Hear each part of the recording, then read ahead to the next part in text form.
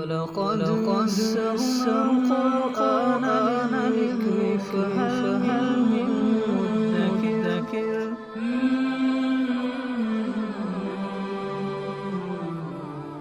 سورۃ النساء آیت نمبر 51. اعوذ باللہ من الشیطان الرجیم. بسم اللہ الرحمن الرحیم.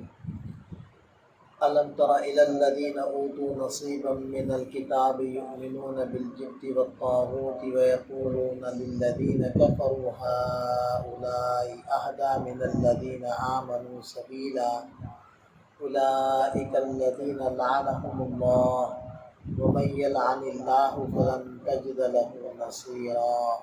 مدینہ طیبہ میں جب نبی پاک صلی اللہ علیہ وسلم ہجرت فرما کر تشریف لے آئے تو یہاں کے یہود سے آپ علیہ السلام نے امن کا معاہدہ کر لیا تھا کہ مسلمان اور یہود یہ ایک تو آپس میں نہیں لڑیں گے، دوسرا ایک دوسرے کے خلاف کسی بیرونی دشمن کی معاونت نہیں کریں گے. لیکن اس معاہدے کی خلاف ورزی یہودیوں نے کی. کعب بن اشرف اس نے حیی بن اخطب کے ساتھ مل کر مشرکین مکہ کے پاس جا کر ان کو پیشکش کی کہ ہم ہر طرح کی تمہاری مدد کریں گے، معاونت کریں گے، تم باہر سے آ کر مدینہ پر حملہ کرو. تو حضرت ابو سفیان رضی اللہ عنہ جو اس وقت تک مسلمان نہیں ہوئے تھے، انہوں نے کہا کہ ہم تمہاری بات کو تب مانیں گے کہ جب تم ہمارے بتوں کو سجدہ کرو. تو انہوں نے کہا یہ تو مسئلہ ہی نہیں ہے. تو ان دونوں نے بتوں کو سجدہ کیا. پھر حضرت ابو سفیان نے پوچھا کہ یہ بتاؤ کہ ہمارا دین زیادہ اچھا ہے یا مسلمانوں کا؟ اب اس بات کو تو یہود اچھی طرح سمجھتے تھے کہ بہرحال مسلمانوں کا دین اچھا ہے، کیونکہ وہ شرک سے بھی پاک ہے، وہ آسمانی دین ہے جو اللہ تعالیٰ نے بھیجا ہے، اور یہ ان لوگوں کا گھڑا ہوا دین ہے. تو وہ مسلمانوں کی دشمنی میں اتنی آگے جا چکے تھے، تو انہوں نے کہا کہ نہیں تمہارا دین اچھا ہے مسلمانوں کے دین سے. تو اس کا تذکرہ اللہ تعالیٰ نے آیت مبارکہ میں فرمایا. الم تر الی الذین اوتوا نصیبا من الکتاب، کیا آپ نے نہ دیکھا ان لوگوں کو جن کو کتاب یعنی تورات کے علم کا ایک حصہ دیا گیا. یؤمنون بالجبت والطاغوت، وہ ایمان لا رہے تھے بت پر اور شیطان پر، یعنی ان کو سجدہ کیا ان لوگوں نے. وَيَقُولُونَ لِلَّذِينَ كَفَرُوا، اور کافروں سے کہنے لگے هَؤُلَاءِ أَهْدَىٰ مِنَ الَّذِينَ آمَنُوا سَبِيلًا، کہ یہ کافر مسلمانوں سے زیادہ درست راستے پر ہیں. تو اللہ تعالیٰ نے فرمایا اولئک الذین لعنهم اللہ، یہی وہ لوگ ہیں جن پر اللہ نے لعنت کی. ومن یلعن اللہ، اور جس پر اللہ لعنت کر دے، فلن تجد له نصیرا، تو اس کا کسی کو مددگار نہیں پائے گا. پھر دوسرا مسئلہ یہود کا یہ تھا کہ ان لوگوں کو حسد تھا کہ مسلمانوں کو یہ نبوت یعنی عرب کے اندر یہ نبوت کیسے آ گئی. یعنی اس سے پہلے جتنے بھی انبیاء کرام تشریف لائے تھے تو وہ حضرت ابراہیم علیہ السلام کے جو بیٹے تھے حضرت اسحاق علیہ السلام، اور ان کے بیٹے تھے حضرت یعقوب علیہ السلام. تو حضرت یعقوب علیہ السلام کی اولاد میں سے مسلسل انبیاء کرام تشریف لا رہے تھے. نبی آخر الزمان کی نشانیاں وہ بہت واضح انداز میں تورات کے اندر ذکر کی گئی تھی، اور کوئی بھی یہودیوں کا عالم ایسا نہ تھا کہ جو ان نشانیوں کو پڑھ کر نبی پاک صلی اللہ علیہ وسلم کی نبی آخر الزمان کی انتظار میں نہ ہو اور خوب اچھے طریقے سے ان نشانیوں کو دیکھ کر وہ نبی کو پہچان نہ سکتا ہو. لیکن جب وہ نبی حضرت اسماعیل علیہ السلام کی اولاد میں سے یعنی عرب سے ہوئے تو ان کو اس بات کا غصہ آیا اور ان لوگوں نے اس بات کی مخالفت کی اور حسد کیا. تو اس کا تذکرہ اللہ تعالیٰ فرما رہے ہیں کہ ام لہم نصیب من الملک، کیا ان لوگوں کو کائنات کی بادشاہت کا کچھ حصہ ملا ہوا ہے کہ یہ فیصلہ کریں گے کہ نبوت کس کو ملے.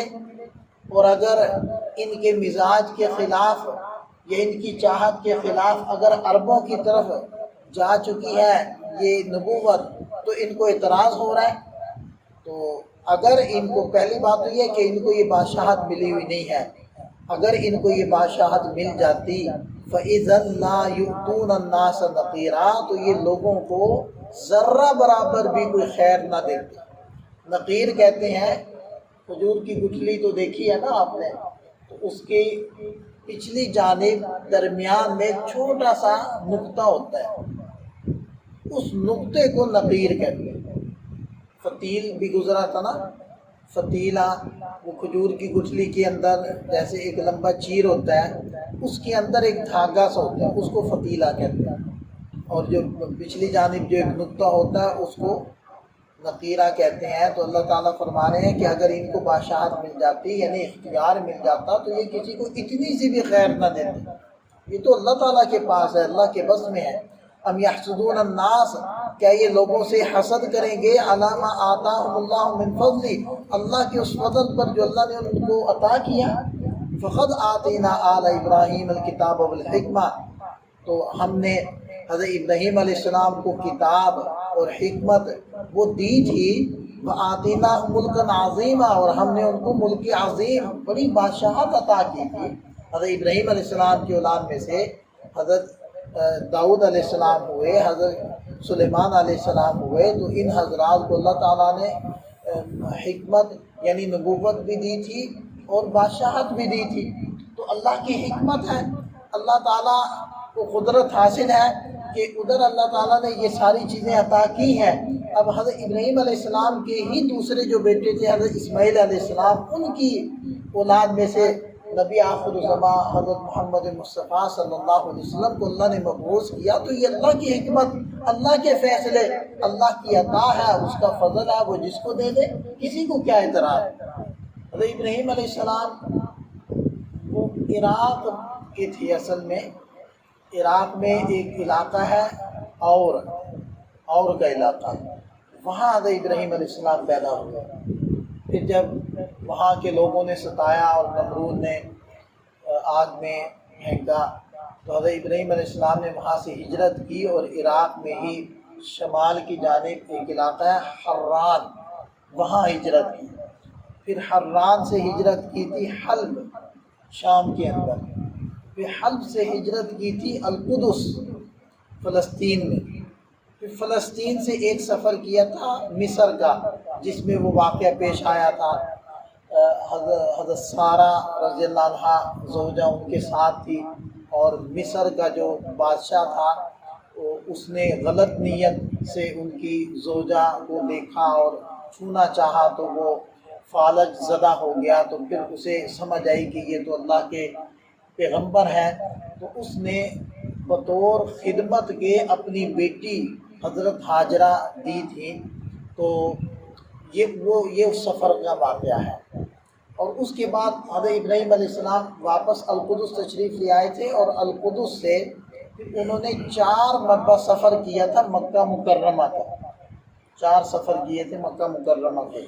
گویا کہ اب اس ساری تفصیل سے آپ کو یہ پتہ چل گیا کہ حضرت ابراہیم علیہ السلام اور پھر ان کی جو 2 بیٹے ہوئے حضرت اسحاق علیہ السلام اور حضرت اسماعیل علیہ السلام، تو حضرت اسحاق علیہ السلام کی آگے اولاد تھی حضرت یعقوب علیہ السلام، اور حضرت یعقوب علیہ السلام کے جو 12 بیٹے تھے ان میں حضرت یوسف علیہ السلام بھی تھے۔ تو یوسف علیہ السلام پھر مصر میں چلے گئے، وہ آپ کو پتہ ہی ہے قصہ کہ وہ قافلہ ان کو لے گیا اور بیچ ڈالا، اور وہاں پھر اللہ تعالیٰ نے ان کو بادشاہت عطا کر دی۔ تو پھر حضرت یوسف علیہ السلام نے اپنے ابا اور اپنے 11 بھائیوں کو مصر میں بلا لیا تھا، ٹھیک ہے۔ پھر مصر میں یہ حضرات رہے ہیں، اور پھر جب بنی اسرائیل پھر نافرمان ہوئے تو اللہ تعالیٰ نے فرعون کو مسلط کیا ان کے اوپر، تو حضرت موسیٰ علیہ السلام پھر مبعوث ہوئے، اور حضرت موسیٰ علیہ السلام پھر ان کو لے کر مصر سے نکلے ہیں، اور پھر یہ حضرات نہر سوئس سے کراس ہو کر یعنی عبور کر کے وہ وادی سینا میں تشریف لے گئے، اور وہاں میدان تیہ کے اندر وادی سینا میں حضرت موسیٰ علیہ السلام کی وفات ہوئی۔ تو یہ سارا واقعہ۔ تو دوسرے جو بیٹے تھے حضرت اسماعیل علیہ السلام، تو ان کو لا بسایا تھا کہاں پر؟ مکہ مکرمہ میں۔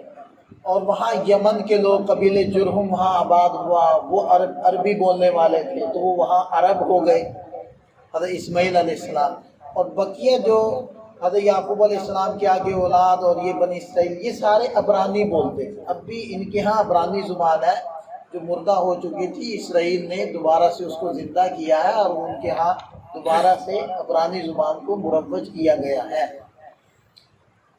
انہوں نے دیکھ لیں اپنی مردہ زبان کو زندہ کیا۔